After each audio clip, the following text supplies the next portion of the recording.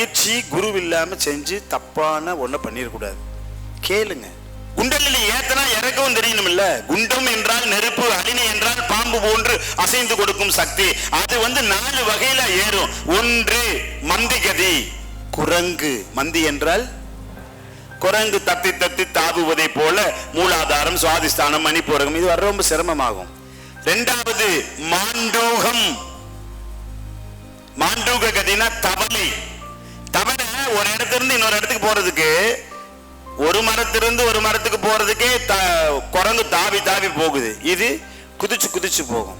மூலாதாரத்திலிருந்து சுவாதிஷ்டானம் வர்றதுக்குள்ள 10 முறை குதிக்கணும். அடுத்தது சர்ப்பகதி. பாம்பு செய்யன் இப்படி போகுமா, இப்படி போய் இப்படி போகுமா, வளைந்து நெளிந்து போகும். அதே போல குண்டலினி மூலாதாரத்திலிருந்து வளைஞ்சு நெளிஞ்சு நெளிஞ்சு சுவாதிஷ்டானம், மணிப்பூரகம், அநாதகம், விசுத்தி, ஆக்ஞா, சகசார அவனெல்லாம் அங்க ஏறதுக்கு எங்க விடுறான்? விட மாட்டான். எல்லாத்துக்கும் குண்டலினி ஏறும், நிக்காது. ஏன்னா நம்ம எல்லாம் இல்லத்தரசிகள், இல்லத்தரசர்களாக இருக்கிறோம். முற்றும் துறந்தவர்களுக்கே அந்த நிலை வரும். சரி, அடுத்தது அது சர்ப்பகதி. ஆயுத கதி என்றால் என்ன? முருகன் எப்படி உட்கார்ந்து இருப்பாரு? மயில் உட்கார்ந்து இருப்பாரு. பின்னாடி என்ன இருக்கும்? தோகை இருக்கும். கையில் என்ன இருக்கும்? வேல் இருக்கும். கீழே என்ன இருக்கும்? பாம்பு.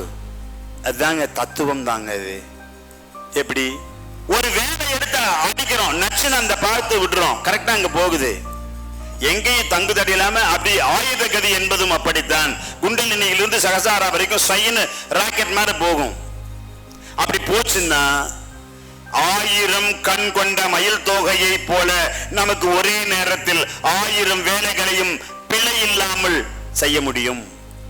அட்டமா சித்துக்களை செய்யும் வல்லமை வந்துடும். ஒரு கண் அல்ல, 1000 கண். அதுக்கெல்லாம் பயிற்சி அவசியம். அதனாலதான் வேதாத்திரி ஐயா என்ன சொன்னாரு? எளிய முறையில் என்கிற ஒரு வார்த்தையை போட்டார். அற்புதமான வார்த்தை. எளிய முறையில். குண்டலினி ஏறாது, ஏறனாலும் நிக்காது. குண்டலினி ஏறிச்சுன்னா மரணமில்லா பெருவாழ்வு.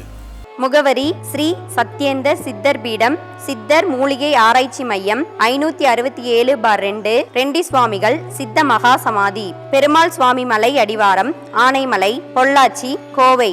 தொடர்புக்கு தொலைபேசி எண் 9344833157.